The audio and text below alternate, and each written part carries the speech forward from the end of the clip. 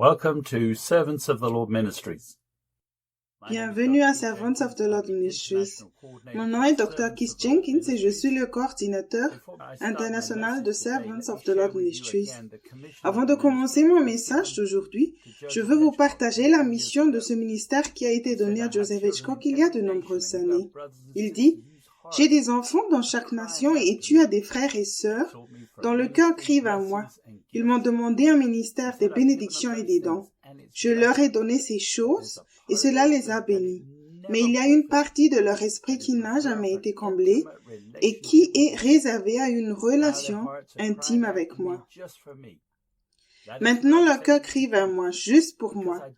C'est à eux que je t'envoie, car je ne veux pas qu'ils mettent les années qu'il t'a fallu pour arriver jusqu'à moi, parce qu'il n'y avait personne pour te montrer comment faire à l'époque. Servants of the Lord Ministries est un ministère d'enseignement et de formation envoyé au corps du Christ pour atteindre les personnes qui ont un cœur selon Dieu.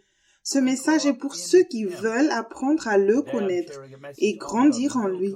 Aujourd'hui, je partage sur un message sur le lait de la parole. Pierre a dit dans 1 Pierre chapitre 2, verset 2 jusqu'au verset 9. C'est 1 Pierre chapitre 2, commençons par le verset 2. Désirez comme des enfants nouveau-nés le lait spirituel et pur, afin que par lui vous croissiez pour le salut. Verset 3. Si vous avez goûté que le Seigneur est bon. Verset 4. Approchez-vous de lui, pierre vivante, rejetée par les hommes, mais choisie et précieuse devant Dieu. Verset 5. Et vous-même, comme des pierres vivantes, édifiez-vous pour former une maison spirituelle, un saint sacerdoce, afin d'offrir des victimes spirituelles agréables à Dieu par Jésus-Christ. Verset 6. Car il est dit dans l'Écriture, « Voici, je mets en Sion une pierre angulaire, choisie, précieuse, et celui qui croit en elle ne sera point confus. » Verset 7. L'honneur est donc pour vous, qui croyez. Mais pour les incrédules, la pierre qu'ont rejetée, ceux qui bâtissaient, est devenue la principale de l'angle, et une pierre d'achoppement, et un rocher de scandale. Verset 8.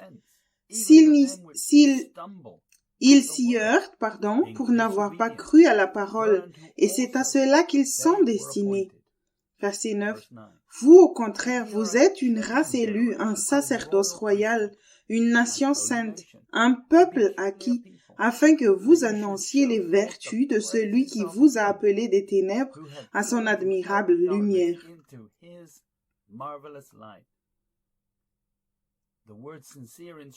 Le mot sincère dans Strong est le numéro 97 et est tiré d'un autre mot qui veut dire, comme un particule négatif, non trompeur, c'est-à-dire, au sens figuré, non falsifié, sincère. Le lait de la parole de Dieu est une conviction. Tu dois la désirer et ne pas chercher d'excuses. C'est peut-être la raison pour laquelle tu juges ou réagis. Jésus a prié comme ceci dans Jean 17, verset 17. « Sanctifie-les par ta vérité. Ta parole est la vérité. » Le but de sa parole est la sanctification, afin que nous grandissions spirituellement et devenions une partie fonctionnelle du corps de Christ. Nous devons être dirigés par lui en tant que Seigneur et vivre dans sa merveilleuse lumière. Nous ne devons plus vivre dans le péché et les ténèbres en utilisant nos pensées humaines. Jean a dit dans 1 Jean chapitre 1 verset 7. Mais si nous marchons dans la lumière comme il est lui-même dans la lumière, nous sommes mutuellement en communion et le sang de Jésus, son Fils, nous purifie de tout péché. Il y a deux méthodes enseignées aujourd'hui pour grandir spirituellement. L'une fonctionne, l'autre non. L'approche la plus courante consiste à utiliser l'intelligence pour étudier, digérer et analyser la Bible. Cette méthode te permet d'utiliser ta propre pensée afin d'être le Seigneur de ta propre vie et porter des jugements. Tu peux donner une offrande, mais tu ne seras pas un sacrifice vivant. Par ignorance, l'Église a appris des principes dans la Bible en essayant d'être parfaite. Cela n'est pas basé sur la grâce par la foi, au moyen de la foi. David a dit dans Psaume 51, verset 17, « Les sacrifices de Dieu sont un esprit brisé. Ô Dieu, tu ne mépriseras pas un cœur brisé et humilié. » La seule façon qui fonctionne est de devenir comme un petit enfant et d'entrer dans sa présence par la grâce au moyen de la foi. Pour y demeurer, tu dois répondre à la conviction, te repentir, entendre et faire tout ce que Dieu t'ordonne. Si tu quittes sa présence, tu y retournes immédiatement et tu apprends ce qui t'a fait sortir. Cela ne demande pas de réflexion, mais de soumission au châtiment que Dieu par le biais de la tristesse divine. Ceux qui demeurent en Christ utilisent la grâce et la vérité pour éliminer les mensonges du diable. Tu dois croire qu'il est possible de grandir dans sa présence et de ne pas se tenir mal à l'aise lorsque tu es corrigé par le Saint-Esprit. Paul a dit dans Hébreux 12, verset 5 au verset 7.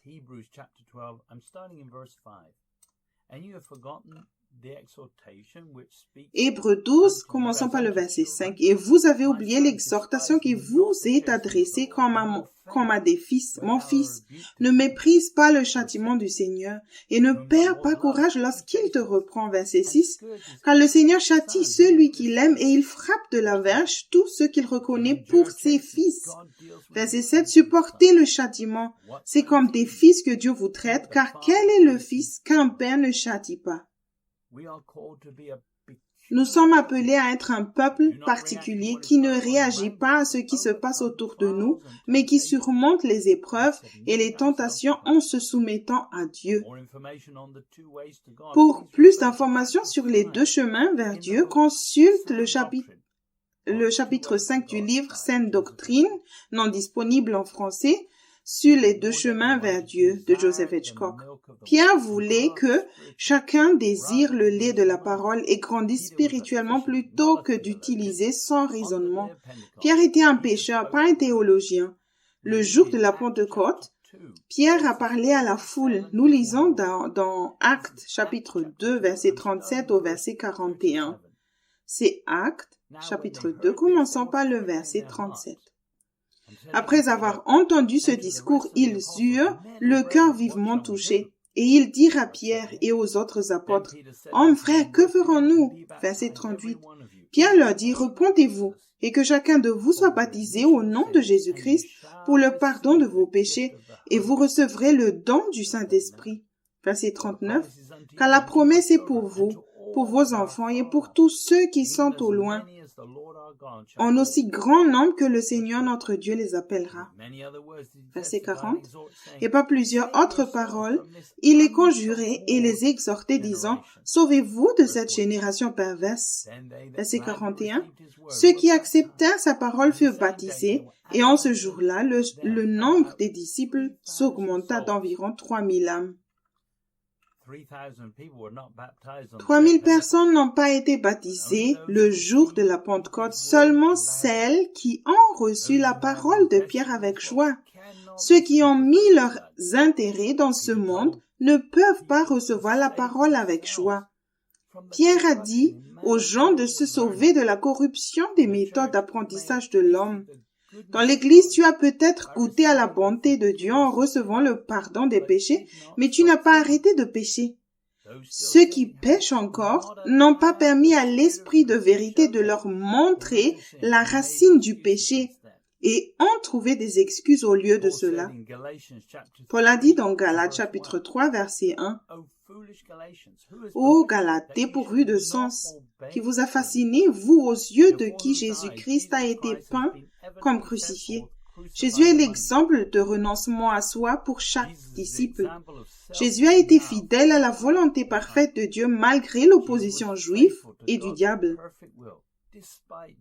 Il est maintenant Seigneur car il s'est humilié et est mort sur la croix de son plein gré. Il n'est pas simplement mort, il a dû se qualifier pour mourir sur la croix.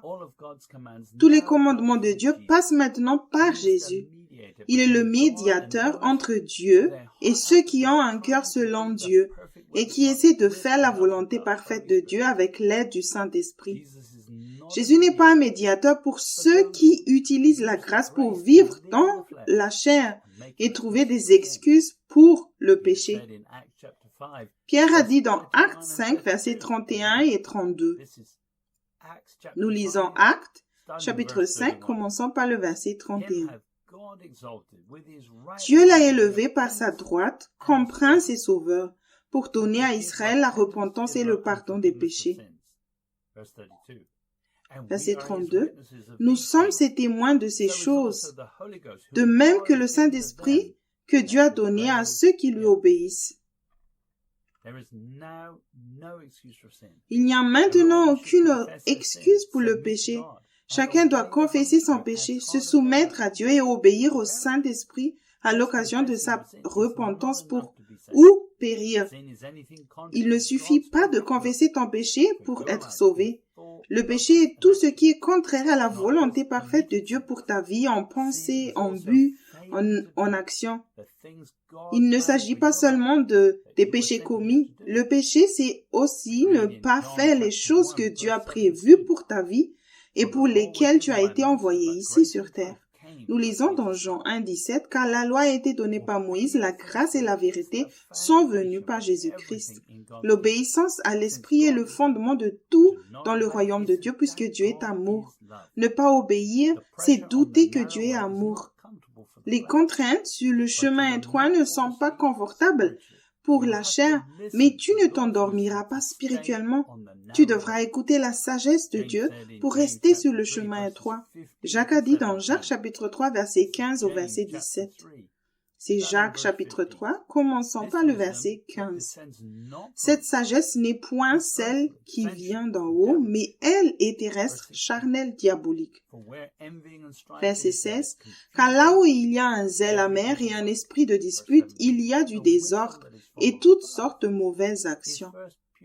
Verset 17.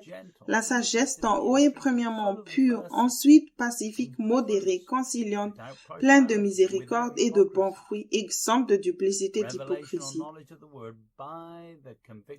La révélation, la connaissance de la parole par la conviction du Saint-Esprit te donnera la sagesse. En utilisant la grâce et en appliquant la vérité, tu obtiendras la connaissance de la vérité. Tu obtiens la sagesse et la compréhension spirituelle lorsque tu cherches à obéir d'abord par la foi, en utilisant les précieuses promesses. Le diable ou ce monde ne peuvent pas corrompre Dieu. Alors, quand tu écoutes Dieu et que tu obéis, tu ne finiras pas dans le piège du diable. Tu ne te mettras pas à l'épreuve au-delà de ta capacité à obéir. Jacques dit dans Jacques 1, 13 au verset 18, Jacques 1, commençons par le verset 13, que personne lorsqu'il est tenté ne dise « C'est Dieu qui me tente » car Dieu ne peut être tenté par le mal et il ne tente lui-même personne. Verset 14, mais chacun est tenté quand il est attiré et amorcé par sa propre convoitise. Verset 15, puis la convoitise, lorsqu'elle a conçu, enfante le péché, et le péché étant consommé produit la mort. Verset 16, ne vous y trompez pas, mes frères bien-aimés, toute grâce excellente et tout don parfait descend d'en haut du Père des Lumières, chez lequel il n'y a ni changement ni ombre de variation. Verset 18, il nous a engendrés selon sa volonté par la parole de vérité, afin que nous soyons en quelque sorte les prémices de ces créatures. Ceux qui ont le Saint-Esprit maintenant ont accès à la parole de vérité, te permettant ainsi être comme Christ sur le chemin étroit. Si tu n'as pas traité avec ta chair jusqu'à présent, repens-toi et humilie-toi. Si ta chair est encore confortable, c'est parce que tu écoutes une voix qui dit que tu peux servir Dieu et maman. Paul a dit dans Galates, chapitre 5, verset 24, « Ceux qui sont à Jésus-Christ ont crucifié la chair avec ses passions et ses désirs. » C'est uniquement ton refus de t'occuper de ta chair qui fait que tu as besoin de lait encore et encore. Grandis et ne sois pas comme un bébé qui se plaint à chaque fois que quelque chose est inconfortable pour ta chair. Paul a dit dans Hébreux chapitre 5 verset 12 jusqu'au verset 14. Je lis Hébreux chapitre 5, commençons par le verset 12. Vous, en effet, qui depuis longtemps devriez être des maîtres, vous avez encore besoin qu'on vous enseigne les premiers rudiments des oracles de Dieu. Vous en êtes venus à avoir besoin de lait et non d'une nourriture solide. Verset 13. Or, quiconque en est au lait n'a pas l'expérience de la parole de justice, car il est un enfant. Verset 14. Mais la nourriture solide est pour les hommes faits, pour ceux dont le jugement est exercé par l'usage à discerner ce qui est bien et ce qui est mal. Il existe différents niveaux de maturité. Personne n'atteindra jamais le niveau de compréhension de Dieu avec son intelligence. Mais ceux qui sont soumis à l'esprit verront leur faculté à discerner exercée par Dieu et auront appris par la repentance. Nous lisons dans Ésaïe chapitre 55 versets 8 et 9. C'est le livre d'Ésaïe, chapitre 55, commençons par le verset 8. Car mes pensées ne sont pas vos pensées, et vos voix ne sont pas mes voix, dit l'Éternel. Autant les cieux sont élevés au-dessus de la terre, autant mes voix sont élevées au-dessus de vos voix, et mes pensées au-dessus de vos pensées. À tous les niveaux, tu peux entendre, faire confiance et obéir et grandir sans utiliser ta pensée. Les difficultés augmentent, mais la grâce aussi. Paul a dit dans 2 Corinthiens 12, verset 9. C'est 2 Corinthiens 12, verset 9. Et il m'a dit, ma grâce te suffit, car ma puissance s'accomplit dans la faiblesse. Je me glorifierai donc bien plus volontiers de mes faiblesses, afin que la puissance de Christ repose sur moi. Dépends de sa parole quotidiennement. Et parce que tu obéis, tu obtiens sa puissance et finalement l'Esprit prendra le contrôle. Commence par le lait de la parole. Ceux qui trouvent des excuses pour utiliser leurs pensées lorsque Jésus reviendra seront laissés derrière. Paul a dit à Timothée dans 2 Timothée chapitre 2 verset 23 au verset 26. C'est 2 Timothée chapitre 2, commençons par le verset 23. Repousse les discussions folles et inutiles, sachant qu'elles font naître des querelles. Verset 24. Or, il ne faut pas qu'un serviteur du Seigneur ait des querelles. Il doit, au contraire, avoir de la condescendance pour tous, être propre à enseigner, doué de patience. Verset 25. Il doit redresser avec douceur les adversaires, dans l'espérance que Dieu leur donnera la repentance pour arriver à la connaissance de la vérité. Verset 26. Et que revenus à leur bon sens, ils se dégageront des pièges du diable qui s'est emparé d'eux pour les soumettre à sa volonté. Dieu n'a jamais prévu que ses serviteurs discutent et débattent sur les problèmes. Nous avons plutôt accès à la vérité. L'Esprit rendra également témoignage de la vérité. Grâce au Saint-Esprit, tu as accès à la vérité. Si tu as crucifié la chair, tu entendras facilement ce que Dieu dit. Si tu traites les commandements de Dieu en consultant ton raisonnement, tu ne parviendras pas à la vérité. Jésus a dit dans Matthieu chapitre 18, versets 3 et 4. C'est Matthieu chapitre 18, verset 3. Il dit, « Je vous le dis en vérité, si vous ne vous convertissez et si vous ne devenez comme les petits-enfants, vous n'entrerez pas dans le royaume des cieux. » Verset 4. C'est pourquoi quiconque se rendra humble comme ce petit enfant sera le plus grand dans le royaume des cieux.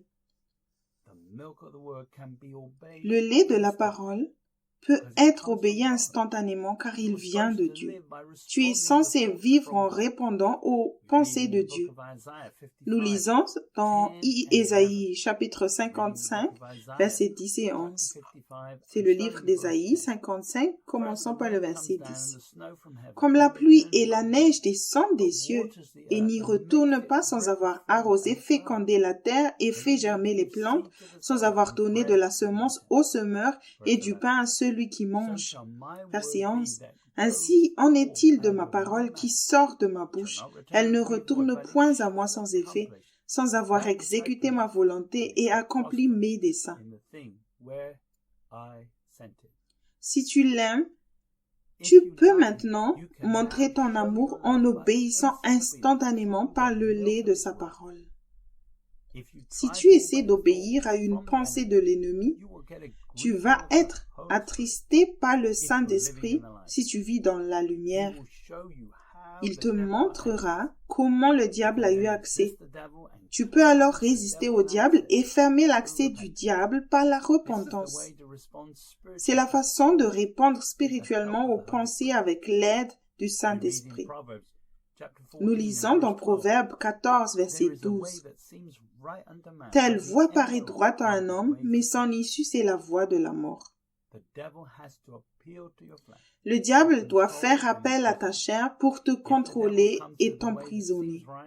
Si le diable vient avec un moyen qui semble juste, tu seras attristé par le Saint-Esprit si tu essaies d'obéir immédiatement, mais si tu commences à penser et à traiter les pensées avec ta pensée, tu seras attiré par la convoitise de ta chair. Tu éteindras l'esprit et tu pécheras. Utiliser ton raisonnement éteint le Saint-Esprit de sorte que tu n'entends pas le Saint-Esprit se complaindre. Penser est une mauvaise habitude qui éteint le Saint-Esprit. Jésus a dit dans Matthieu 6, verset 25, « C'est pourquoi je vous dis, ne vous inquiétez pas pour votre vie de ce que vous mangerez, ni pour votre corps, de qui vous serez vêtu. La vie n'est-elle pas plus que la nourriture et le corps plus que le vêtement? » Tu dois entendre Dieu assez vite pour prendre des décisions. La vitesse à laquelle tu marches spirituellement est la vitesse à laquelle tu peux encore entendre Dieu. Paul a dit dans Galates 5, verset 25, « Si nous vivons par l'Esprit, marchons aussi selon l'Esprit. » Si le Saint-Esprit t'attriste avant que tu fasses quelque chose, tu dois d'abord t'arrêter ou ralentir. Tu ne fais pas la volonté parfaite de Dieu et tu dois d'abord l'entendre avant de continuer. Jésus a dit dans Matthieu 6, verset 24, « Nul ne peut servir de maître, car ou il haïra l'un et aimera l'autre, ou il s'attachera à l'un et méprisera l'autre. Vous ne pouvez servir Dieu et maman. » Le diable te gardera affairé. Si tu essaies de servir Dieu et l'argent, c'est impossible et tu seras stressé. Tes pensées ne seront jamais renouvelées si tu continues à utiliser pour prendre des décisions. Ceux qui consultent leurs propres pensées sont indépendants de Dieu et ne font pas confiance à Dieu de tout leur cœur. Nous lisons dans Psaume chapitre 46, verset 10. « Tenez-vous tranquille et sachez que je suis Dieu. Je serai exalté parmi les nations. Je serai exalté sur la terre. » Ta pensée doit s'immobiliser, s'arrêter pour que tu puisses entendre Dieu. Tu as maintenant une invitation à marcher dans la vérité. Jean a dit dans 3 Jean, chapitre 1, verset 1 au verset 4. 3 Jean 1, commençons par le verset 1. L'ancien Agaius, le bien-aimé que j'aime dans la vérité.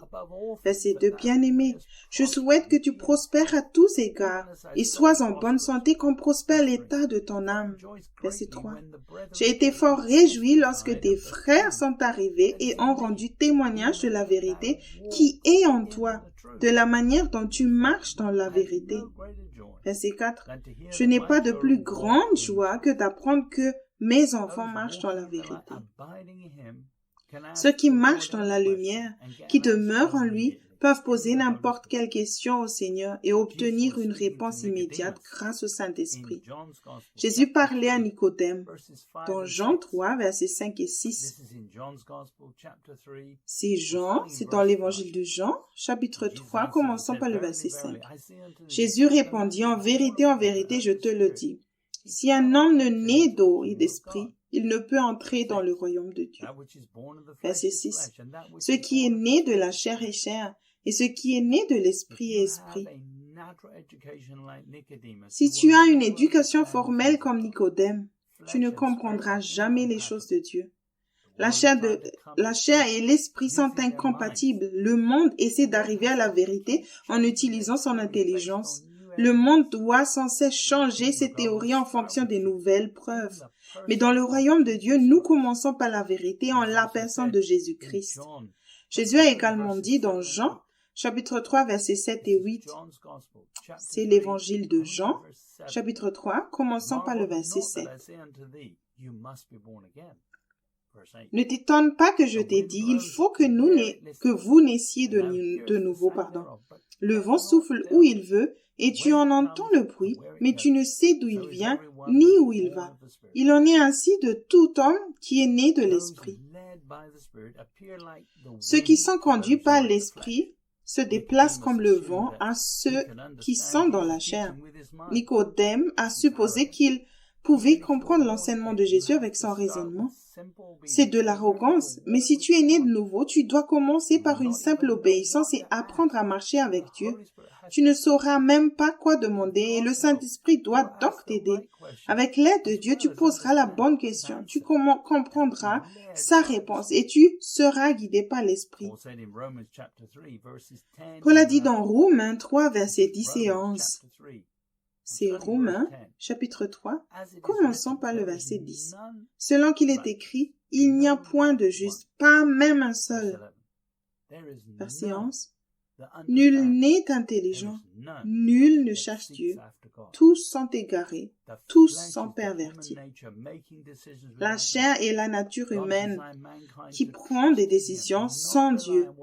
Dieu a conçu l'humanité pour qu'elle ait confiance en lui et ne se fie pas à ce qu'il sait. Nous lisons dans Proverbe 3, verset 5 au verset 8. C'est Proverbe 3, commençons par le verset 5.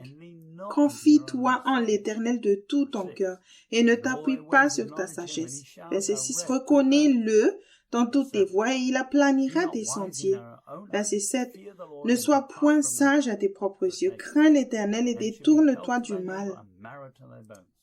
Ce sera la santé pour tes muscles et un rafraîchissement pour tes os. Lorsque Dieu a créé Adam, il a parlé directement. Nous lisons dans Genèse 2, versets 16 et 17. C'est Genèse 2, commençons par le verset 16.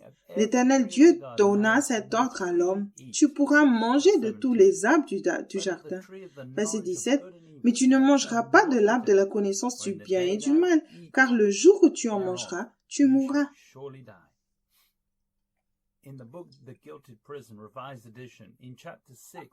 Dans le livre La prison dorée, édition révisée, non disponible en français mais bientôt, au chapitre 6, page 55, Joseph Hitchcock écrit « Ta seigneurie est enracinée dans la nature déchue et pécheresse. Dans ta seigneurie, tu décides de ce qui est bien ou mal à partir de ta pensée naturelle. Adam et Ève ont reçu la nature du péché lorsqu'ils se sont rébellés contre l'autorité de Dieu. Au lieu d'obéir à l'ordre de Dieu de ne pas manger de l'arbre de la connaissance du bien et du mal, ils ont décidé de faire ce qu'ils voulaient. Ils ont écouté Satan au lieu d'écouter Dieu. L'orgueil est entré dans leur cœur à ce moment-là. Depuis ce temps, l'orgueil continue de séparer chaque personne de Dieu. La seule façon de vivre dans l'esprit est de détruire complètement ta chair et de renier continuellement ta seigneurie et de te soumettre à Jésus-Christ à la place. La seigneurie de Jésus produit la justice et la communion avec Dieu. Ton orgueil et ta seigneurie mènent au péché et à la mort spirituelle. Après un seul acte de désobéissance, Adam et Ève ne pouvaient pas retourner dans la présence de Dieu. Adam a été séparé de Dieu et a été contaminé par le péché. Adam a été créé avec un esprit humain à l'image et à la ressemblance de Dieu pour le connecter à Dieu. La connexion d'Adam a été perdue par la désobéissance et par le désir égoïste de la sagesse, juste pour avoir les choses plus confortables pour sa chair. Depuis cette séparation, l'homme est devenu corrompu et toujours à la recherche de lui-même. Mais Dieu n'est pas à la recherche de lui-même car il est amour. Jésus a dit dans Matthieu 6, verset 33.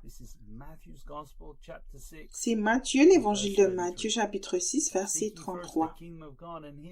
Cherchez premièrement le royaume et la justice de Dieu, et toutes ces choses vous seront données par-dessus. Si tu veux faire la volonté de Dieu, alors entre dans ce royaume, change ton attitude face au péché et obtiens toute l'aide dont tu as besoin. Ceux qui sont nés de nouveau doivent choisir entre deux options comme Adam. Choisis entre le chemin étroit et le chemin spacieux. Jésus a dit dans Matthieu chapitre 7, versets 13 et 14. C'est l'évangile de Matthieu, chapitre 7, commençons par le verset 13. Entrez par la porte étroite, car large est la porte, spacieux est le chemin qui mène à la perdition, et il y en a beaucoup qui entrent par là. Verset 14. Mais étroite est la porte, resserrez le chemin qui mène à la vie, et il y en a peu qui les trouvent. Ceux qui sont sur le chemin spacieux prennent des décisions, ont confiance dans la chair en utilisant leurs propres pensées. Adam et Ève ne sont pas morts instantanément, mais sont morts spirituellement en cueillant de l'arbre de la connaissance du bien et du mal. Si tu continues à utiliser ta raison, tu mourras aussi. Paul a dit dans Romains 8, verset 13. Si vous vivez selon la chair, vous mourrez. Mais si par l'esprit vous faites mourir les actions du corps, vous vivrez. Le royaume de Dieu est déjà là maintenant pour ceux qui veulent vivre en dépendant de sa parole par l'esprit. Ceux qui prêchent encore doivent se réveiller spirituellement. Ceux qui pêchent encore doivent se réveiller spirituellement et arrêter de se tromper eux-mêmes en cherchant des excuses. Paul dit dans Romains 6, verset 23, « Car le salaire du péché, c'est la mort, mais le don gratuit de Dieu, c'est la vie éternelle en Jésus-Christ notre Seigneur. » Grâce à cette pandémie, les chrétiens charnels se sont réveillés au signe des derniers jours et ont réalisé que Jésus arrive. Cependant, alors que le monde revient à une situation semi-normale, ils s'endorment à nouveau. Tu dois te réveiller à la justice en obéissant au Saint-Esprit comme un petit enfant. Paul a dit dans Éphésiens chapitre 5, verset 14. C'est pour cela qu'il est dit, « Réveille-toi, toi qui dors, relève-toi d'entre les morts et Christ t'éclairera. » Grâce au lait de la parole, tu dois être prêt à servir et à t'unir à d'autres personnes qui marchent sur le chemin étroit et qui ont aussi le fruit de la repentance. Paul a dit dans Éphésiens 4, verset 14 jusqu'au verset 16. C'est Éphésiens chapitre 4, commençons par le verset 14. Afin que nous ne soyons plus des enfants, flottant et emportés à tout vent de doctrine, par la tromperie des hommes, par leur ruse dans les moyens de séduction. Verset 15. Mais que professant la vérité dans la charité, nous croissions à tous égards en celui qui est le chef, Christ. Verset 16. C'est de lui et grâce à tous les liens de son assistance que tout le corps, bien coordonné, formant un solide assemblage, tire son accroissement selon la force qui convient à chacune de ses parties et s'édifie lui-même dans l'amour. Dans le livre Réveillez-vous, le temps touche à sa fin, volume 2, Grandir spirituellement. Joseph Hitchcock écrit au chapitre 2, page 37. S'il n'est pas la tête, c'est-à-dire l'autorité, tu ne peux pas fonctionner dans son corps comme tu le devrais. Arrête-toi et médite sur ce point. Tu n'es pas une partie viable du corps de Christ. S'il n'est pas ta tête et s'il n'a pas le contrôle total, s'il n'est pas ton Seigneur, tu ne peux pas demeurer dans le royaume de Dieu. Ta seigneurie te fait sortir de la nature de Christ, car dans la chair tu es la tête. Habiter dans le royaume de Dieu n'est pas automatiquement au moment du salut. Vivre dans le royaume n'a rien à voir avec la maturité spirituelle. Cela a à voir avec l'endroit où tu te trouves, dans le royaume ou dans la chair. C'est uniquement dans le royaume de Dieu que tu peux être juste et produire les fruits divins. Si Jésus n'est pas le Seigneur de ta vie, alors tu ne peux pas grandir en Christ. Tout vient de la tête et le corps réagit afin que tout le corps soit édifié, pas seulement une partie. Si tu n'es pas relié à la tête, alors tu ne peux pas être une partie fonctionnelle du corps de Christ. Paul a dit dans Romains 8, verset 8, « Or, ceux qui vivent selon la chair ne sauraient plaire à Dieu. » Dans le livre La prison dorée, édition révisée, chapitre 8, page 71, bientôt disponible en français, Joseph Hitchcock écrit, « Il y a une grande différence entre les deux. Le diable utilise l'orgueil, les habitudes de la chair et l'incrédulité pour t'empêcher d'avoir une communion avec ton Père. Ta chair te disqualifie pour recevoir le don de la vie éternelle. La communion avec Dieu fait partie de ton héritage, mais tu ne peux pas profiter de ce cadeau si tu es emprisonné par le péché et Satan. Dieu t'a donné un libre arbitre car il a créé l'homme pour qu'il ait une relation avec lui basée sur l'amour pur. Si tu t'abandonnes à la chair, tu as choisi d'être égoïste car ta pensée n'a pas été conçue pour prendre des décisions. Tu as reçu le libre arbitre pour prendre une seule décision, celle de suivre le Christ. Paul a dit dans Hébreux 10, verset 16 au verset 17. Hébreux 10, commençons par le verset 16. Voilà l'alliance que je ferai avec eux. Après ces jours-là, dit le Seigneur, je mettrai mes lois dans leur cœur et je les écrirai dans leur esprit. Il ajoute, verset 17, et je ne me souviendrai plus de leurs péchés ni de leur iniquité. Dieu nous a donné un cerveau pour qu'il puisse mettre ses lois en nous afin que nous ne péchions pas. Commence par supprimer tous les programmes et toutes les cochonneries que tu as mis dans ta tête au service du diable pour satisfaire tes propres besoins. Dieu ne se souviendra plus de tes péchés lorsque tu auras supprimé l'incrédulité et la raison pour laquelle tu désobéis encore à Dieu. Jésus tient des registres. Les livres seront ouverts lors du grand jugement dernier sur le monde et sur ceux qui ne font pas partie de la première résurrection. Jésus a dit dans Jean 10, versets 27 et 28. C'est l'évangile de Jean, chapitre 10, commençant par le verset 27.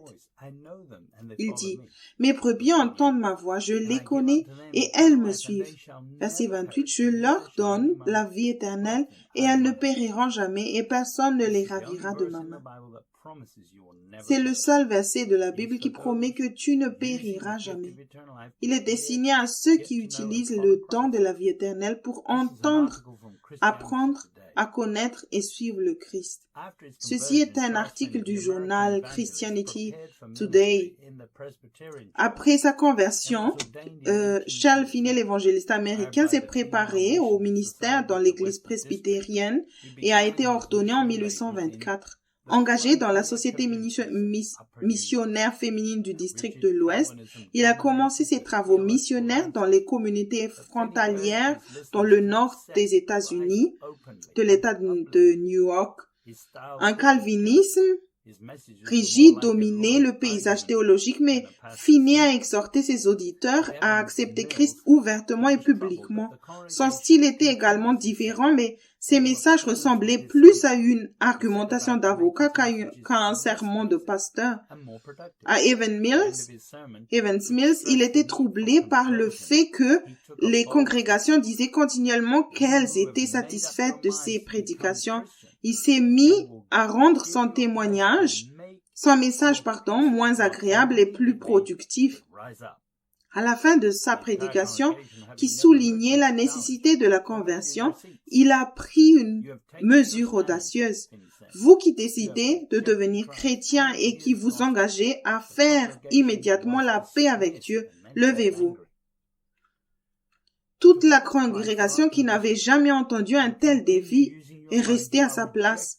Vous avez pris votre décision à Finney. Vous avez rejeté Christ et son évangile. L'assemblée a été mécontente et beaucoup sont partis en colère.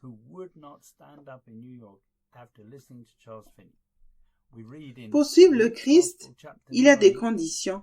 Si tu continues à utiliser ta pensée, tu rejettes la grâce de Dieu et le don de la vie éternelle qui inclut la capacité d'entendre Dieu.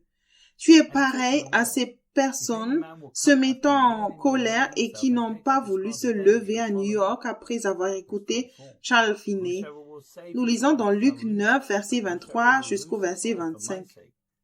Je lis Luc, l'évangile de Luc 9, commençons par le verset 23. Puis il dit à tous, « Si quelqu'un veut venir après moi, qu'il renonce à lui-même, qu'il se charge chaque jour de sa croix et qu'il me suive. » Verset 24. « Car celui qui voudra sauver sa vie la perdra, mais celui qui la perdra à cause de moi la sauvera. » Verset 25. « Et que servirait-il à un homme de gagner tout le monde s'il se détruisait ou se perdait lui-même? » Tu as été appelé à être le sel et la lumière. Si tu ne suis pas le Christ, les autres ne suivront pas. Si les autres te voient t'occuper de tes propres intérêts, ils ne croiront pas la bonne nouvelle. Ils pourraient croire qu'ils te voient te jouir d'une vie abondante parce que tu suis le Christ. Jésus a dit dans Jean 10, versets 9 et 10. Je lis l'évangile de Jean, chapitre 10, commençons par le verset 9. Je suis la porte. Si quelqu'un entre par moi, il sera sauvé. Il entrera et il sortira et il trouvera des pâturages. Verset 10. Le voleur ne vient que pour dérober, égorger et détruire. Moi, je suis venu afin que les brebis aient la vie et qu'elles soient dans l'abondance. Jésus est la porte et il est aussi le berger. S'il est ton berger, il te guide et tu le suis. La vie abondante que Dieu offre est basée sur le fait d'établir Christ Jésus comme Seigneur fonctionnel de ta vie et de devenir mature en étant fidèle. La maturité ne se montre en ne faisant rien pour toi, mais même lorsque tu es tenté ou sous pression pour faire des compromis. Dans le livre La prison dorée, édition révisée, chapitre 4, page 40, Joseph Hitchcock écrit « La racine de tout péché est ta seigneurie avec sa compréhension naturelle, ses désirs et ses programmes. Les péchés peuvent être flagrants ou subtils. Tu peux être tenté par les convoitises évidentes de la chair ou faire de bonnes œuvres pour être juste en toi-même. Tu peux aussi avoir des désirs personnels qui sont des demandes légitimes, mais au lieu de demander à Dieu de répondre à tes besoins, tu poursuis ces désirs à partir de ta nature charnelle. Faire tout ce que tu veux ou désires te séparera de Dieu et te rendra à nouveau esclave du péché. Les chrétiens charnels croient des mensonges selon lesquels Dieu est le problème et que péché, c'est juste s'amuser un peu de temps en temps. Certains croient au mensonge selon lequel tu peux continuer de pécher et t'arrêter quand tu le veux. Ceux qui sont accros à la cigarette et à la drogue croient aussi la même chose. Nous lisons dans Jean 8, verset 30 au verset 34. C'est l'évangile de Jean, chapitre 8, commençant par le verset 30. Comme Jésus parlait ainsi, plusieurs crurent en lui. Verset 31, et il dit aux Juifs qui avaient cru en lui, « Si vous demeurez dans ma parole, vous êtes vraiment mes disciples. » Verset 32, « Vous connaîtrez la vérité et la vérité vous affranchira. » Verset 33. Ils lui répondirent, « Nous sommes la postérité d'Abraham et nous ne fûmes jamais esclaves de personne. Comment dis-tu, vous deviendrez libres » Verset 34. « En vérité, je vous le dis. » Leur répliqua Jésus, « Quiconque se livre au péché est esclave du péché. » Dans le livre La prison dorée, édition révisée, au chapitre 9, pages 78 et 79, Joseph Hitchcock écrit « Certains types d'esclavage sont plus évidents que d'autres. Les dépendances à l'alcool et aux drogues ont des conséquences évidentes. La destruction produite par ce type de dépendance est considérable et est éprouvante pour l'accoutumé et ceux qui l'aiment. Tu ne vois peut-être pas l'ampleur de ton emprisonnement si ton esclavage n'est pas aussi évident. Tu peux être esclave de la colère, de la peur, de l'autosatisfaction, de la jalousie, de l'impatience, de l'apitoiement sur toi-même. Tu manques d'amour pour les autres et de l'inquiétude. De nombreux autres péchés peuvent aussi te piéger. Tu as peut-être fait quelques efforts pour surmonter tes péchés, tes addictions, mais lorsque tu es devenu mal à l'aise, tu as arrêté d'essayer de te repentir. Tu as peut-être des excuses pour ton manque de repentance parce que tu as jugé que tes péchés n'étaient pas si graves. Est-ce que tu regardes tes habitudes charnelles d'un point de vue naturel ou les vois-tu selon la perspective de Dieu? Si tu lui demandes comment il voit tes péchés, tu commenceras à voir ce que cela te coûte dans ta relation avec lui.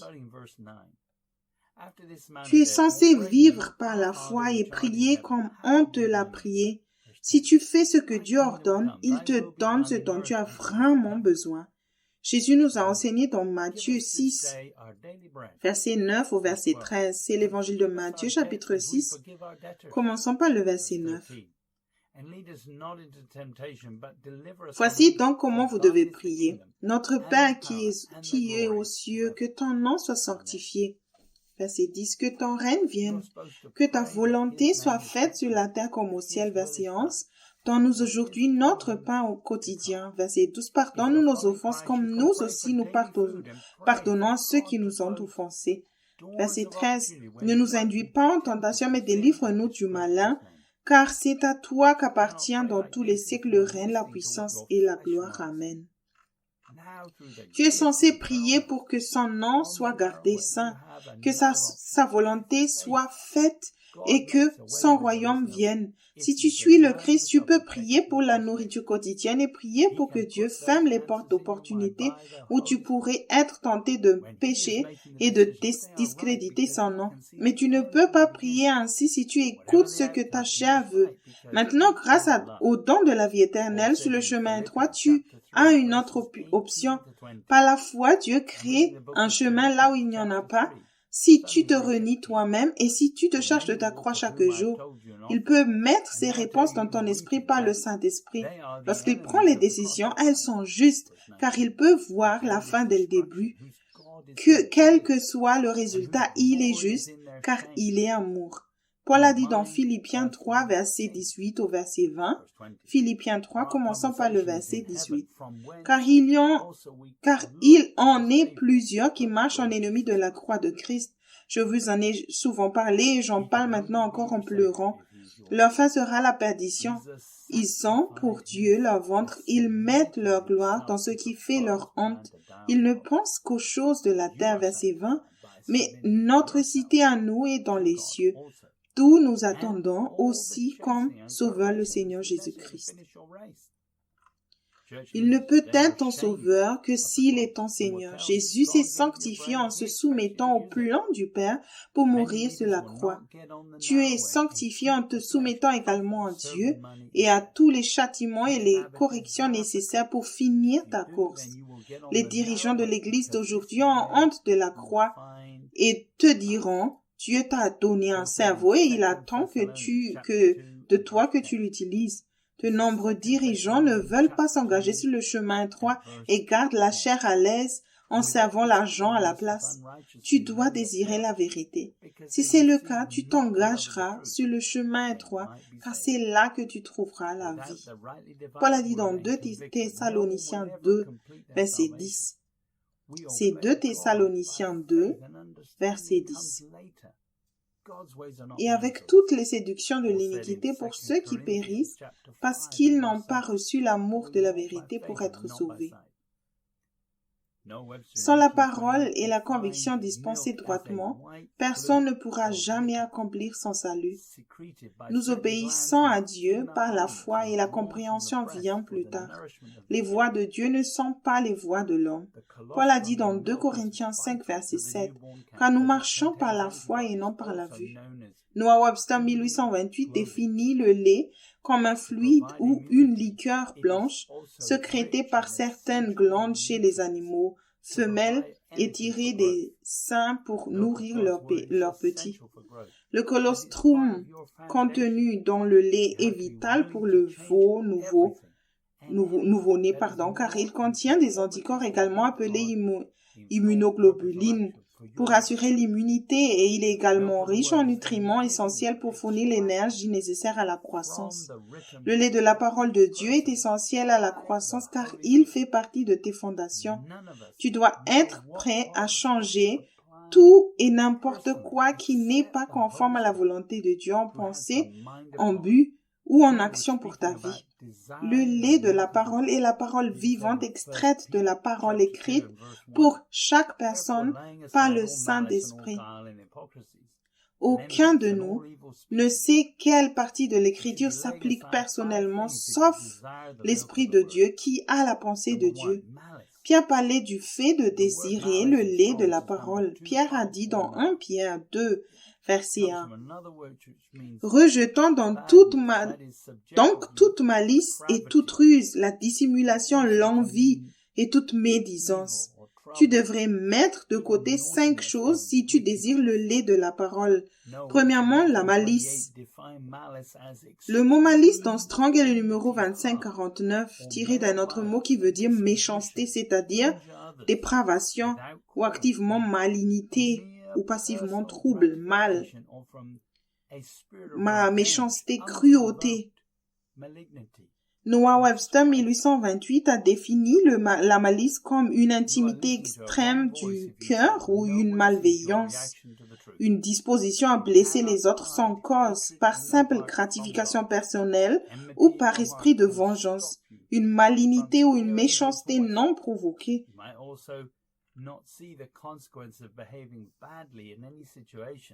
Tu écoutes une mauvaise voix si tu penses que personne ne voit ta réaction à la vérité.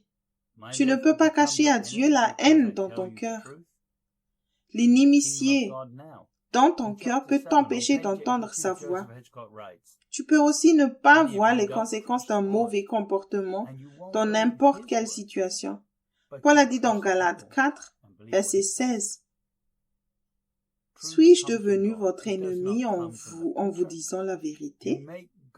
Dans le livre « Le royaume de Dieu maintenant », non disponible en français, au chapitre 7, à la page 82, Joseph Hitchcock écrit « Beaucoup d'entre vous ne font pas confiance à Dieu et ne croiront pas sa parole, mais vous ferez confiance au diable et croirez ce qu'il dit.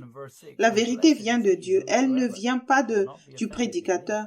Tu fais de Dieu ton ennemi en rejetant la vérité et en acceptant ce que le diable dit à la place.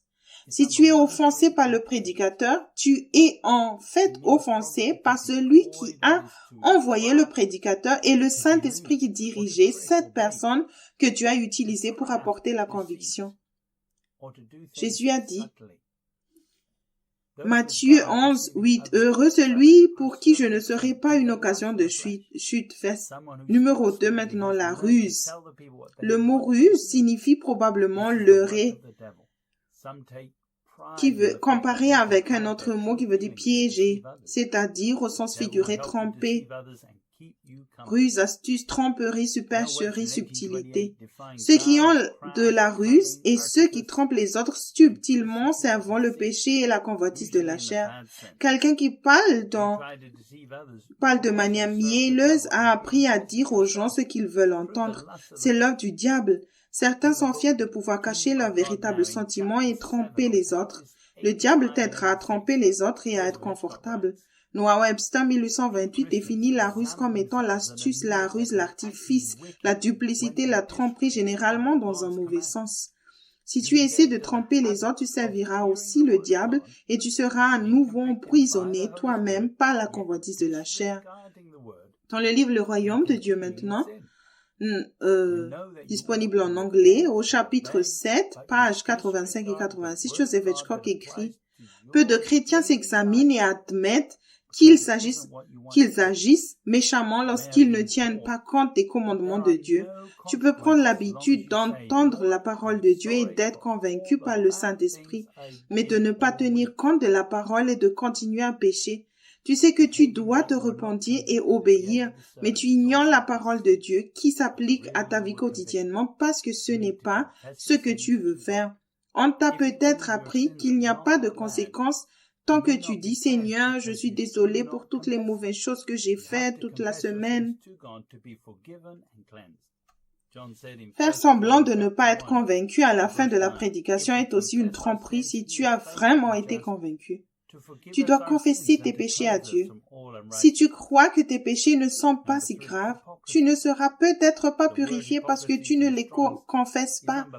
Tu dois confesser tes péchés à Dieu pour être pardonné et purifié. Jean a dit dans 1 Jean 1, verset 9, « Si nous confessons nos péchés, il est fidèle et juste pour nous les pardonner et pour nous purifier de toute iniquité. » Numéro 3, hypocrisie. Le mot hypocrisie dans Strong est le numéro 5272, tiré d'un autre mot qui veut dire agir faussement, c'est-à-dire au sens figuré tromperie, condamnation, dissimulation, hypocrisie. La ruse mène à l'hypocrisie. Les hypocrites se trompent eux-mêmes avec une interprétation privée de la parole écrite et établissent des règles pour pouvoir continuer à faire ce qu'ils veulent. Le diable aidera ceux qui utilisent leurs propres pensées pour faire ce qu'ils veulent et ceux qui n'aiment pas la vérité et la conviction. Seule la parole vivante peut changer et transformer ton âme par la conviction et la repentance. Tu te plaindras peut-être plus tard lorsque tu ne pourras plus entendre la voix du Seigneur, mais Dieu n'est pas le problème. Arrête de te tromper toi-même, soumets-toi à Dieu, résiste au diable et il s'enfuira. Numéro 4, envie. Envie, dans Strong est le numéro 53-55, probablement apparenté à la base avec un autre mot qui veut dire mauvaise volonté. Jalousie, convoitise. L'envie est une rancune envers Dieu, l'envie ou la jalousie en tout genre. Paul a dit dans Galates 5, verset 26, « Ne cherchons pas une vaine gloire en nous provoquant les uns les autres et en nous portant envie les uns aux autres. » Tout grand saint doit être honnête sur ce qui vient de Dieu et ce qui vient de la chair. Pierre a donné la permission d'inclure les erreurs qu'il a commises en suivant le Christ dans tous les évangiles. Il était le leader, mais il ne voulait pas que quelqu'un suive ses vaines tentatives de suivre le Christ. Il a été honnête avec tous les autres apôtres pour qu'ils ne soient pas trompés. Tous les apôtres qui attendaient le Saint-Esprit dans la chambre haute ont dû avouer qu'ils ne savaient pas quoi faire après l'arrestation de Jésus. Jacques a dit dans Jacques, chapitre 5, verset 16 au verset 18, c'est Jacques, chapitre 5, commençons par le verset 16. Confessez donc vos péchés les uns aux autres et priez les uns pour les autres afin que vous soyez guéris. La prière fervente du juste est une grande efficace. Verset 17. Élie était un homme de la même nature que nous. Il pria avec insistance pour qu'il ne plût point et il ne tomba point de pluie sur la terre pendant 3 ans et 6 mois. Verset 18. Puis il pria de nouveau et le ciel donna de la pluie et la terre produisit son fruit. N'oublie pas que Dieu se sert rarement des sages. Dieu utilise les insensés pour confondre les sages. Si tu es offensé, il ne sert à rien de te frustrer. La conviction est une bénédiction. Tu devrais chercher Dieu sur la façon d'appliquer la parole et remercier Dieu pour cette personne si tu es tout enflé de théories et que tu n'as aucun fruit de sainteté. Dans le livre Le Royaume de Dieu maintenant, chapitre 7, page 81, Joseph Hitchcock écrit, « Dans le royaume de Dieu, on te connaît par tes fruits. Tous ceux qui disent Seigneur, Seigneur n'entreront pas dans le royaume des cieux, mais plutôt celui qui fait la volonté du Père. Chaque enfant de Dieu veut faire partie du royaume de Dieu, mais Jésus lui-même a imposé cette condition à ceux qui veulent entrer dans le royaume des cieux. Numéro 5, parler mal ou médire, la médisance. Mal parler dans Strong est le numéro 26-36, tiré d'un autre mot qui veut dire diffamation. Médisance, parler mal. Médire sur les autres, c'est laisser le diable t'utiliser pour détruire les autres. Paul a dit dans Galates 5, verset 15, « Mais si vous vous mordez et vous dévorez les uns les autres, prenez garde que vous ne soyez détruits les uns par les autres. » Tu ne cesseras jamais de pécher si tu continues à calomnier les autres. Le diable dira que c'est OK en se basant sur la connaissance de ce qui est bien et mal. Paul a dit dans 1 Corinthiens 15, verset 34, « Revenez à vous-même comme il est convenable et ne péchez point, car quelques-uns ne connaissent pas Dieu. Je le dis à votre honte. » Dans la Bible amplifiée, 1 Corinthiens 15, 34 dit, « Réveillez-vous de votre ivresse et revenez à la sobriété et à la droiture, et ne péchez plus. Car certains d'entre vous n'ont pas la connaissance de Dieu. Vous êtes totalement, volontairement et honteusement ignorants et continuez à l'être, manquant du sens de la présence de Dieu et de toute véritable connaissance de lui. Je dis cela pour votre honte. » Tu n'as plus besoin d'être ignorant sur la façon d'arrêter de pécher. Paul a dit dans Galates 5, verset 16, « Je dis donc, marchez selon l'esprit et vous n'accomplirez pas les désirs de la chair. » En te reniant complètement, tu peux arrêter de nourrir la chair et en laissant le Saint-Esprit prendre le contrôle la tuer. Dans le livre « Mes brebis entendent ma voix », version 2021, au chapitre 7, page 82, Joseph Hitchcock écrit « De nombreux croyants font l'effort de marcher dans ce message pendant une saison. Cependant, ils n'apprennent à connaître le Seigneur que de manière limitée. Leur manque de succès est le résultat direct de leur refus d'abandonner leur seigneurie. Ils refusent de compter le coût ou de payer le prix pour suivre Jésus parce qu'ils ne lui font pas confiance. Même s'ils professent avoir foi en Dieu, ils sont réticents à lui donner le plein contrôle.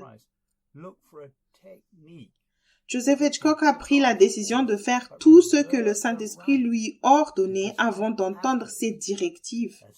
Il a vu que c'était mieux que de décider dans sa tête s'il allait obéir ou non après. Ceux qui n'ont pas pris leur croix pour suivre le Christ cherchent une méthode pour entendre sa voix, mais se réservent le droit de décider par la suite. Dès que tu consultes ton raisonnement et ta compréhension, cela redonne vie à la chair et cela éteint l'esprit. Tant que tu fais ce que l'esprit dit instantanément, tu ne peux pas pécher. Pierre a dit, dans Actes, chapitre 4, versets 11 et 12. C'est le livre de Actes, chapitre 4, commençons par le verset 11.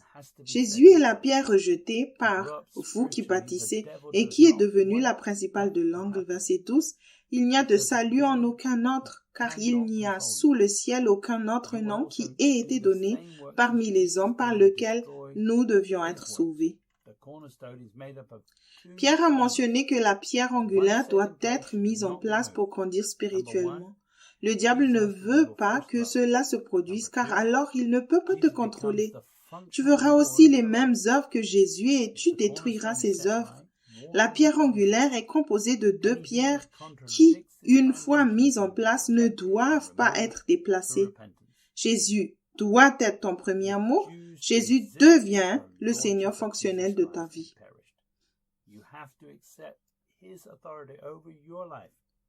Si la pierre angulaire est bien posée, il est facile de marcher avec Dieu.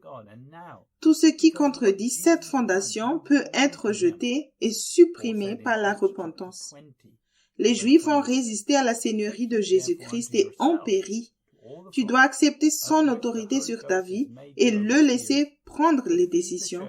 Tu as été créé à la ressemblance de Dieu et maintenant, grâce à ce que Jésus a fait, tu lui appartiens. Paul a dit dans Actes chapitre 20, verset 28, « Prenez donc garde à vous-même et à tout le troupeau sur lequel le Saint-Esprit vous a établi évêque, pour paître l'Église du Seigneur qu'il s'est acquise par son propre sang. » L'Église appartient à Jésus, les dirigeants ne sont que des observateurs. Si Jésus est Seigneur, alors tu es prêt à obéir et à respecter ses commandements par amour et tu as la bonne attitude envers lui et envers sa parole. Jean a dit dans 1 Jean 4, 19, « Pour nous, nous l'aimons parce qu'il nous a aimés le premier. » S'il n'est pas ton premier amour, alors tu dois aimer quelque chose d'autre plus que Dieu et c'est de l'idolâtrie. Grâce au lait de la parole, tu peux facilement l'établir comme Seigneur. Si tu dois d'abord tout comprendre avec ton intelligence avant d'obéir, alors tu es comme Thomas. Nous lisons dans Jean chapitre 20, verset 29. C'est Jean chapitre 20, verset 29. Parce que tu m'as vu, tu as cru. Heureux ceux qui n'ont pas vu et qui ont cru.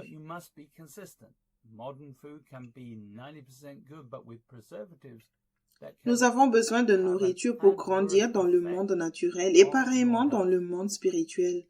Dans le monde spirituel, notre nourriture est également la conviction.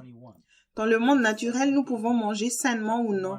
Certaines personnes essaient de manger des aliments sains, mais il faut être consistant. La nourriture moderne peut être bonne à 90%, mais avec des conservateurs qui peuvent avoir des effets néfastes sur ta santé. Pierre a dit dans 2 Pierre 1, chapitre 1, versets 20 et 21. 2 Pierre 1, commençons par le verset 20. Sachant tout d'abord vous-même qu'aucune prophétie de l'Écriture ne peut être un objet d'interprétation particulière. Verset 21, car ce n'est pas par une volonté d'homme qu'une prophétie a jamais été apportée, mais c'est poussé par le Saint-Esprit que des hommes ont parlé de la part de Dieu. La nourriture spirituelle doit être la parole vivante dispensée fraîchement par le Saint-Esprit. Elle doit être une parole en son temps. Lorsque Dieu révèle une parole à travers des versets de la Bible ou d'une autre manière, c'est la parole vivante et l'Esprit en rendra témoignage. Elle apportera la conviction. Le lait de la parole comprend les enseignements saints de Jésus qui ont été transmis par les apôtres et relatés dans les évangiles et qui ont apporté la conviction.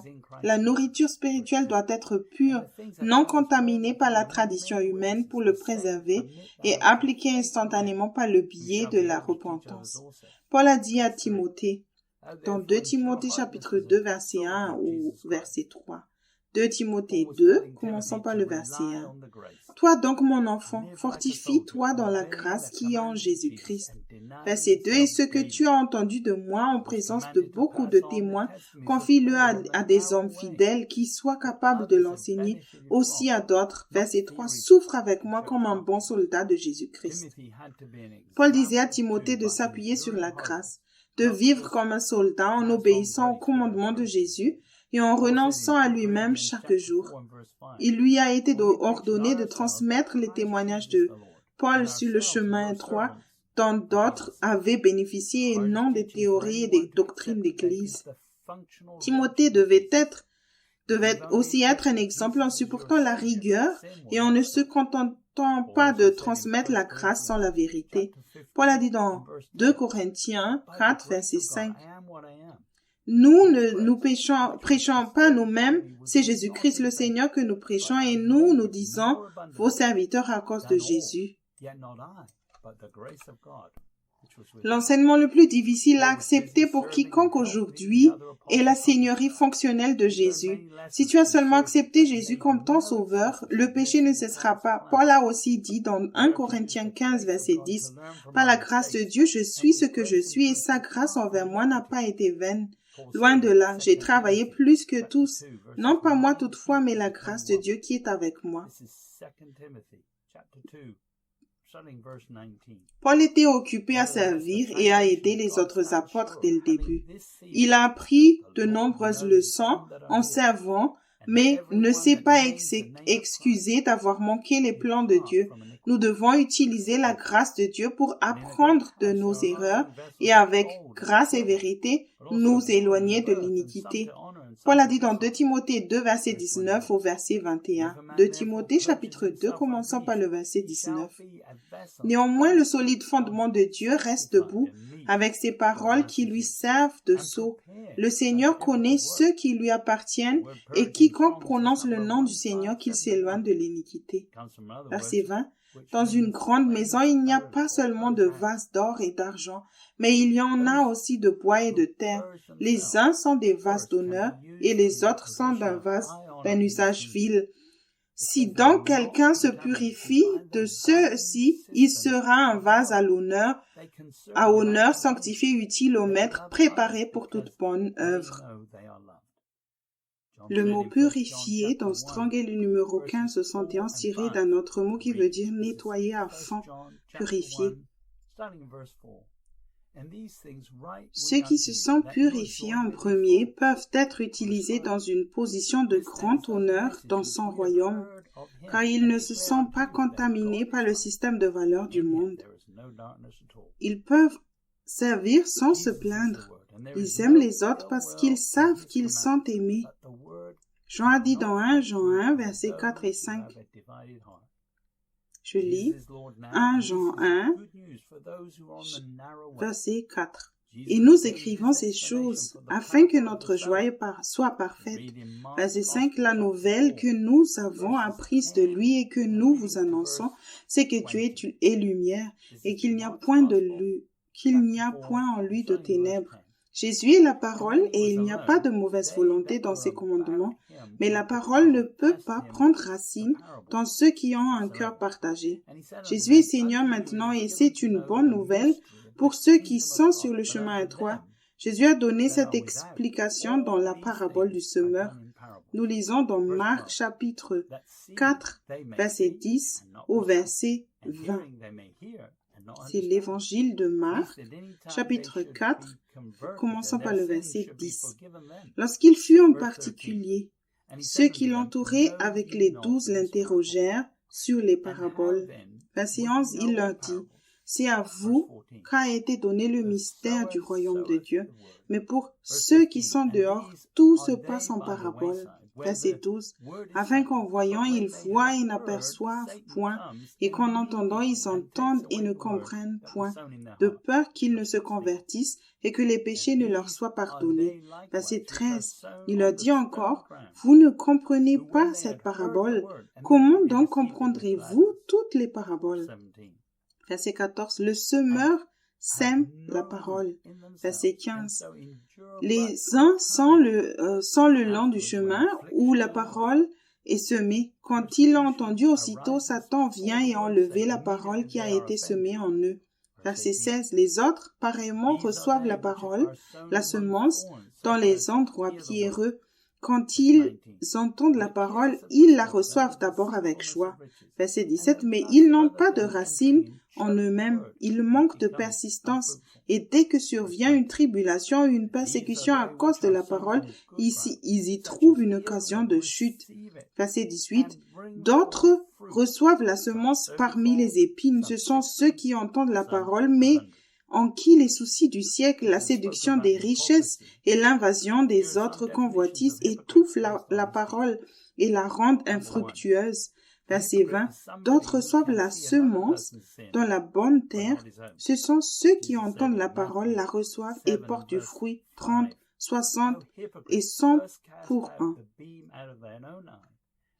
Jésus a parlé de l'hypocrisie. Voici quelques définitions des hypocrites basées sur son enseignement. Un hypocrite est quelqu'un qui peut voir le péché d'une autre personne, mais pas le sien.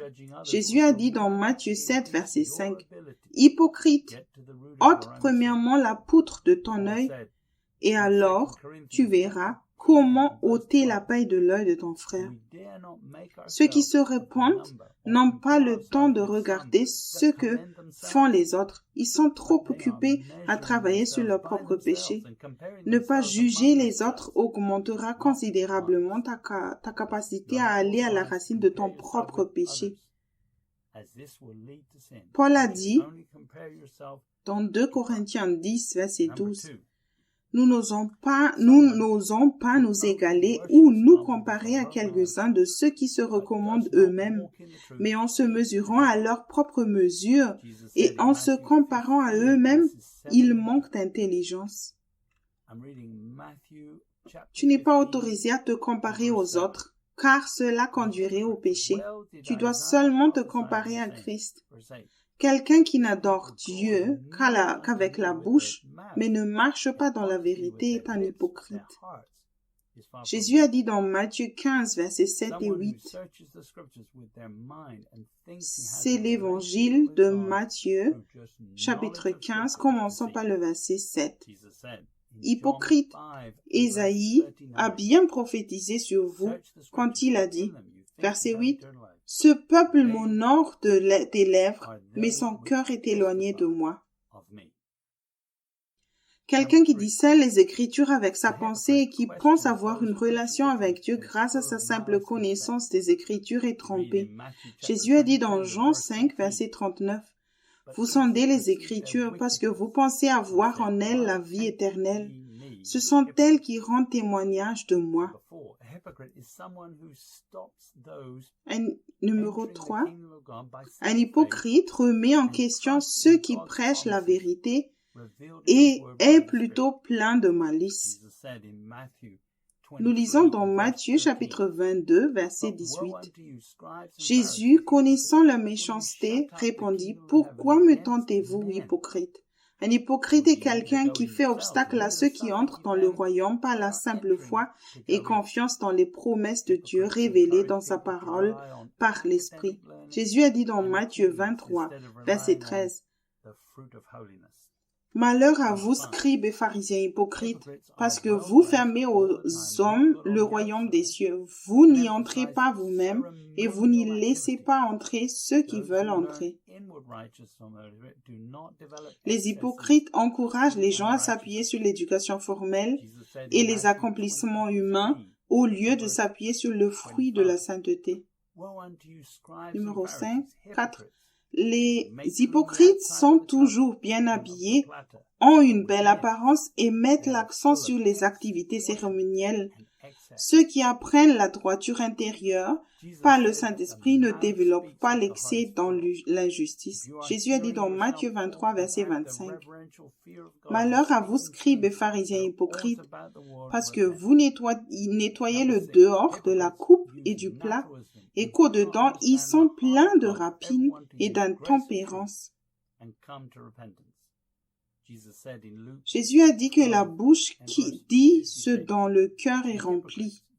Si tu t'entends parler sans la crainte révérentielle de Dieu et que tu dis des choses qui concernent toujours le monde, repens-toi.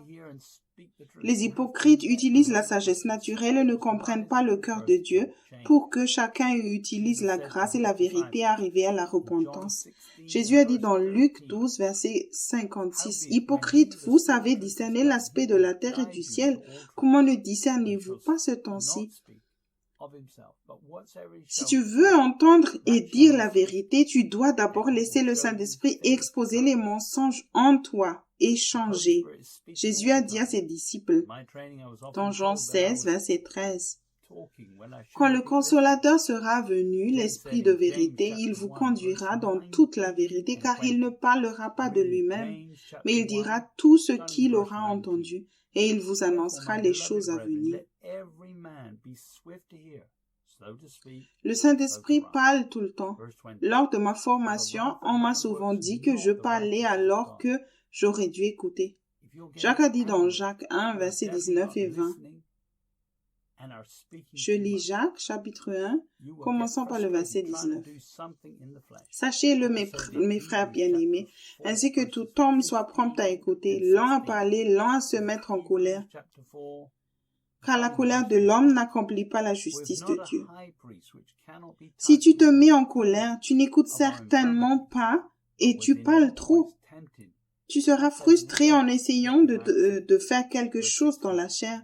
Paul a dit dans Hébreux 4, versets 15 et 16. C'est Hébreux, chapitre 4, commençant par le verset 15. Car nous n'avons pas un souverain sacrificateur qui ne puisse compatir à nos faiblesses. Au contraire, il a été tenté comme nous, en toutes choses sans commettre de péché. Verset 16.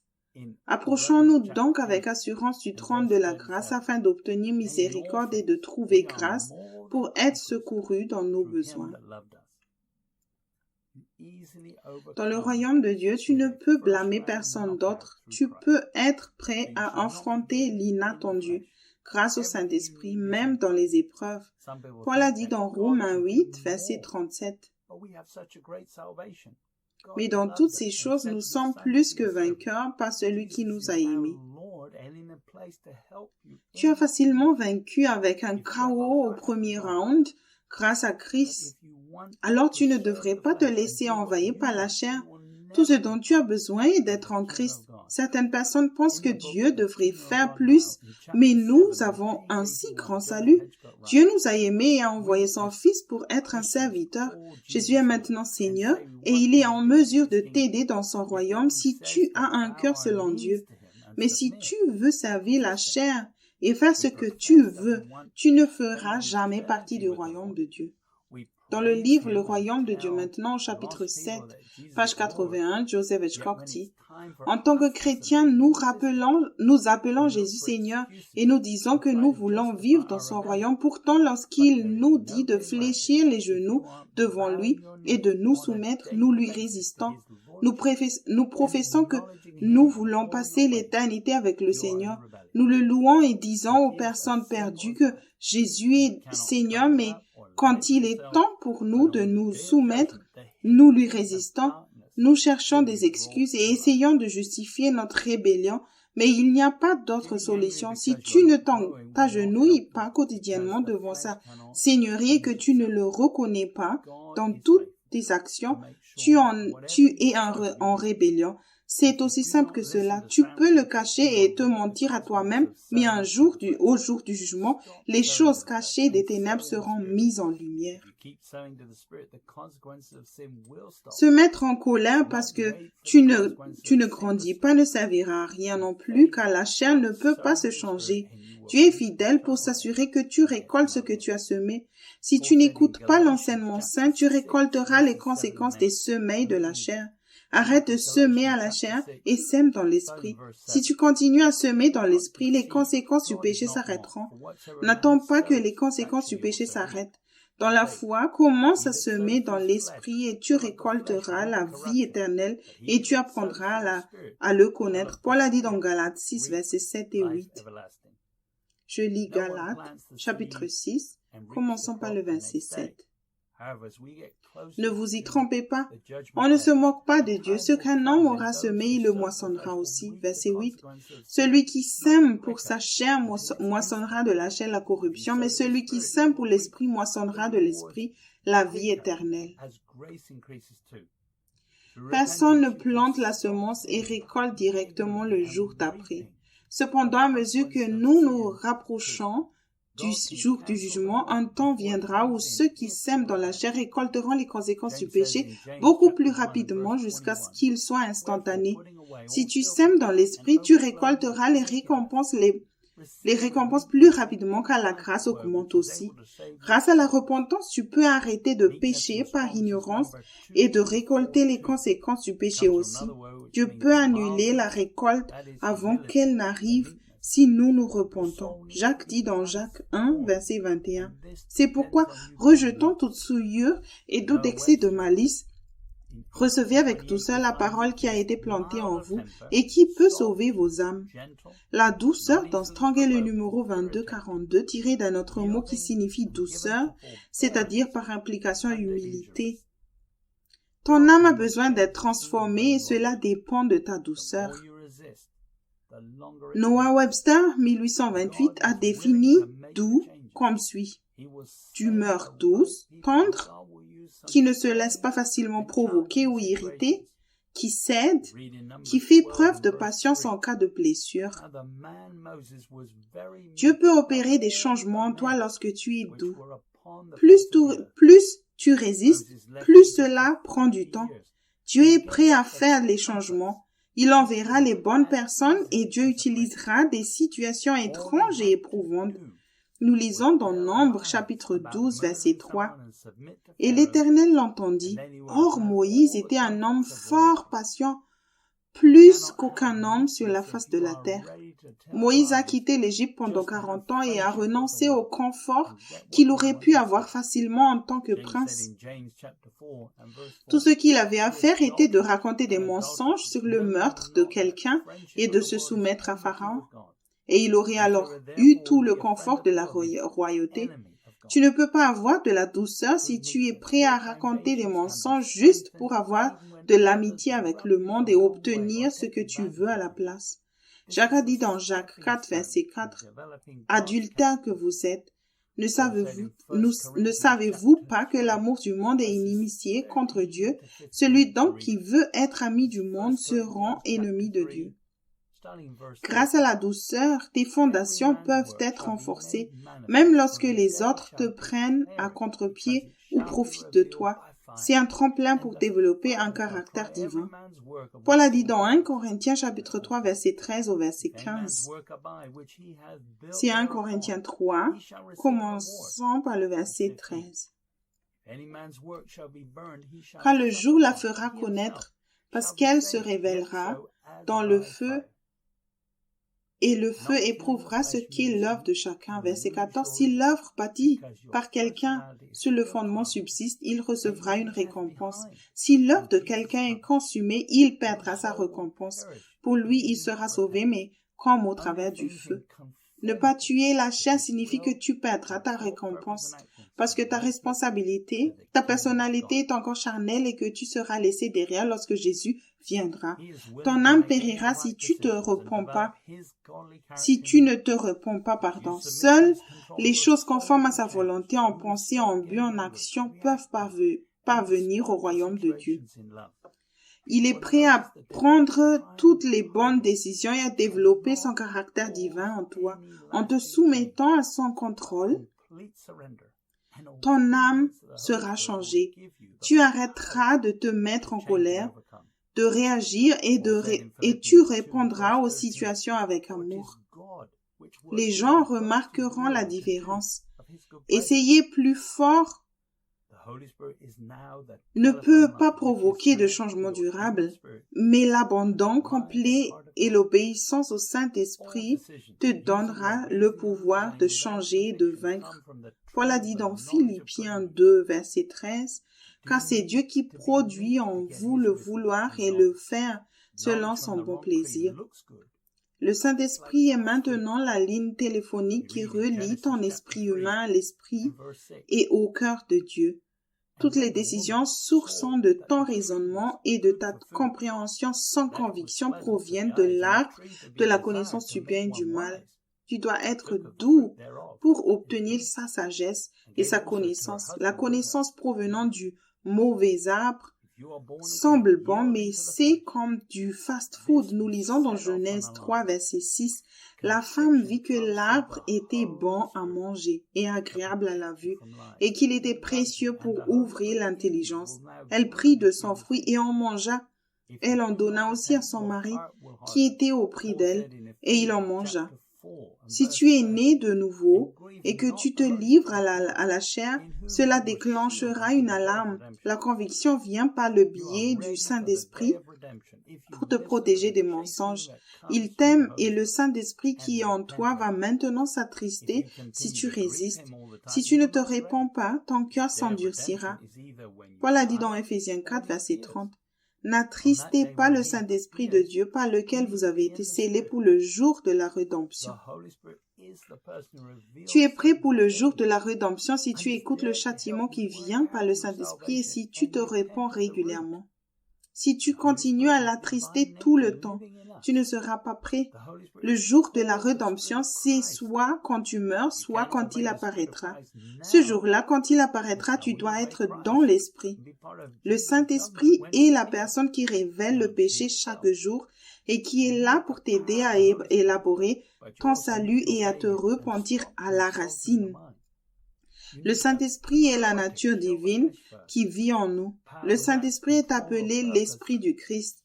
Si tu ne peux pas obéir à l'Esprit du Christ maintenant, alors comment obéiras-tu au Christ et feras-tu partie du gouvernement de Jésus lorsqu'il apparaîtra? Ne te trompe pas toi-même. Tu as besoin du puissance du Saint-Esprit mais tu dois aussi lui obéir et arrêter de consulter ton raisonnement. Tu as besoin d'abord de la puissance pour surmonter la chair. La puissance sans contrôle ni but est un engin explosif. La puissance sans direction ni objectif fera des dégâts. Comment peux-tu être rempli quand tu es encore charnel? Débarrasse-toi d'abord de toutes tes bonnes et mauvaises idées et deviens comme un petit enfant afin de faire de la place pour l'Esprit du Christ. Si tu étudies la Bible en utilisant ta pensée humaine, tu finiras par être trompé. N'oublie pas que le diable a accès à la pensée humaine et que tu n'es pas de taille à lutter contre le diable. Tu dois laisser le Saint-Esprit combiner, relier les Écritures et te donner son explication personnellement. Dieu n'utilise pas les sages de ce monde pour exposer la méchanceté de l'homme. Dieu utilise les insensés pour confondre les sages. J'ai dû devenir un insensé pour Jésus avant que Dieu puisse m'utiliser pour de plus grandes choses. Paul a dit dans 1 Corinthiens 3, verset 18, « Que nul ne s'abuse lui-même. Si quelqu'un parmi vous pense être sage, selon ce siècle qu'il devient fou afin de devenir sage. » Tu pourrais justifier l'utilisation de ta propre compréhension parce que Dans le monde naturel, tu peux avoir un certain succès mondain, mais ce monde est en train de passer. Si tu étudies la parole écrite, tu ne dois pas avoir d'opinion et ta pensée doit se taire et au repos pour que Dieu puisse te diriger vers ce qu'il veut te dire et t'enseigner en premier. Nous devons tous retourner au lait de la parole et vérifier les bases qui font partie de la fondation. Tu vas t'engraisser si tu ne prends que du lait spirituel et que tu n'appliques pas la parole aussi. Jacques a dit dans Jacques, chapitre 1, versets 22 au 24, « Mettez en pratique la parole et ne vous bornez pas à l'écouter en vous trompant vous-même par de faux raisonnements. » Verset 23, « Car si quelqu'un écoute la parole et ne la met pas en pratique, il est semblable à un homme qui regarde dans un miroir son visage naturel. » Verset 24, « Et qui après s'être regardé s'en va et oublie aussitôt quel il était. » Normalement, la nourriture que nous mangeons doit être mâchée et digérée, mais les vérités fondamentales sont comme du lait et n'ont pas besoin d'être mâchées. La parole ne vient pas sans correction ni conviction, tu dois donc être doux. Ceux qui sont sages dans leurs propres pensées ne peuvent pas recevoir le lait de la parole de Dieu car il leur paraît insensé. Assure-toi que ta pensée n'est pas remplie de malice, de ruse, d'hypocrisie, d'envie et de médisance. Les chrétiens charnels préfèrent les arguments et les débats sans aucune conviction. La meilleure référence pour tout enseignement est le fruit de la repentance qui en suit. Les Corinthiens avaient expérimenté la correction de Paul dans sa première lettre. Il leur a dit qu'à un moment où ils auraient dû être des enseignants, ils étaient encore des bébés. Ils auraient dû être très en avance avec de nombreux séminaires, mais ils ne se nourrissaient pas de la parole vivante. Cependant, il y a eu une transformation par la repentance après qu'ils ont été corrigés. Le lait de la parole produit un changement. Paul explique la différence entre ce que nous appelons la parole vivante et la parole écrite. Nous lisons dans 2 Corinthiens 3, verset 6. Il nous a aussi rendus capables d'être ministres d'une nouvelle alliance, non de la lettre mais de l'esprit, car la lettre tue mais l'esprit vivifie. Le lait de la parole de Dieu apporte la vie par la repentance. Donc, si tu ne te repens pas, tu es encore un bébé en Christ. Ceux qui demeurent dans sa présence continuent de changer par la repentance, sinon ils sortent. Tu n'as que la grâce d'être ce qu'il a décidé. On reste libre du péché en se soumettant à lui et à son plan. Il est la parole vivante. Il est aussi le Seigneur. Il a donc fourni tout ce qu'il est nécessaire pour que tu deviennes ce que tu es censé être. Il n'y a pas de raccourci pour les leaders spirituels qui ne font pas leurs travaux de base pour grandir par conviction. Dans le royaume, tous ceux qui veulent être les plus grands doivent être les serviteurs de tous. C'est maintenant que tu détermines ta position dans le royaume. Être humble ne signifie pas que tu seras piétiné. Tu développeras de nouvelles forces dans les autres seront jaloux plus tard lorsqu'ils verront que tu peux gérer la pression et ne pas céder au péché et à la tentation. Ceux qui se contentent d'utiliser leurs talents et leurs forces vont nourrir la chair et rendre leur âme faible, superficielle et vide d'intérieur. Dans le royaume de Dieu, tu peux te nourrir de sa révélation pure si tu es prêt à être convaincu et à te repentir. La vérité est ce qui fait étouffer certains chrétiens charnels, mais tu ne devras pas avoir de problème pour t'étouffer avec le lait de la parole de Dieu si tu as un amour pour la vérité. Jésus a dit, tu dois être comme un petit enfant et avoir faim de la justice. Jésus a dit dans Matthieu, chapitre 5, verset 6, « Heureux ceux qui ont faim et soif de la justice, car ils seront rassasiés. » Si tu veux plus, tu dois marcher dans la lumière que tu as et laisser la parole de Dieu exposer en toi ce qu'il veut. Puis, tu l'appliques par la repentance. Cela fait aussi partie de la fidélité. Ensuite, tu obtiendras plus Plus de conviction et de correction est une récompense sur cette terre pour la croissance spirituelle et la repentance. Jésus a dit dans Luc 16, verset 10, « Celui qui est fidèle dans les moindres choses l'est aussi dans les grandes, et celui qui est injuste dans les moindres choses l'est aussi dans les grandes. » Le livre « Mes brebis entendent ma voix » de Joseph Hitchcock contient le lait de sa parole et est plein de vérité. Tu auras un avant-goût de la vérité spirituelle tirée de plus de 300 versets. Entendre Dieu clairement n'est pas seulement pour les saints matures ou ceux qui ont un appel élevé sur leur vie, mais pour chaque enfant de Dieu. Tu ressentiras de la conviction en lisant ces pages. Le livre « Mes brebis entendent ma voix » de Joseph Hitchcock est un excellent point de départ, car lorsque tu marches avec lui, tu as besoin d'être régulièrement convaincu. Si tu veux prendre un nouveau départ et te mettre sur le chemin étroit, semé dans l'esprit tous les jours, expérimenter le plein salut et la liberté du péché par une repentance régulière, alors je peux te recommander le livre « Éveillez-vous, le temps touche à sa fin » volume 1, Fondation de la maturité spirituelle, pas encore disponible en français de Joseph Hitchcock. Si tu veux grandir sur le chemin étroit, semé dans l'esprit chaque jour, expérimenter la liberté du péché, alors je peux te conseiller le livre « Éveillez-vous, le temps touche à sa fin » volume 2, Grandir spirituel, pas encore disponible en français, de Joseph Hitchcock. N'accepte pas une version contrefaite du christianisme basée sur des œuvres religieuses et mortes, où tu n'as pas besoin de te renier quotidiennement et de faire confiance à Dieu. Si tu sais que tu as résisté à la vérité à un moment donné et que tu veux savoir pourquoi, je peux te recommander le livre La prison dorée, édition révisée, bientôt disponible en français, de Joseph Hitchcock. Tu dois savoir ce que Dieu te dit à tout moment et en son temps et d'être fidèle à cette parole. C'est pourquoi nous avons l'esprit. Commence par la conviction. Lorsque tu réponds à cette conviction, tu réponds au cœur de Dieu et à son amour pour toi. Et ce lait dont tu as besoin est la première chose que tu obtiens quand tu nais de nouveau. Tu entends du Dieu vivant et c'est sa grâce qui t'aide en ce moment où il est si facile de se laisser contaminer par les valeurs du monde et l'amour du monde. S'il te plaît, ouvre ton cœur à la conviction. C'est si précieux et il te protégera de tout ce qui est à venir.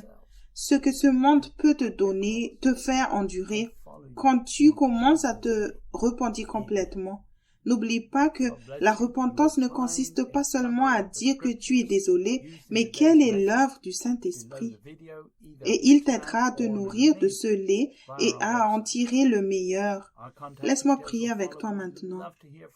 Père Céleste, je prie pour tous ceux qui ont entendu ces paroles dans ce message aujourd'hui, pour qu'ils continuent dans ta parole.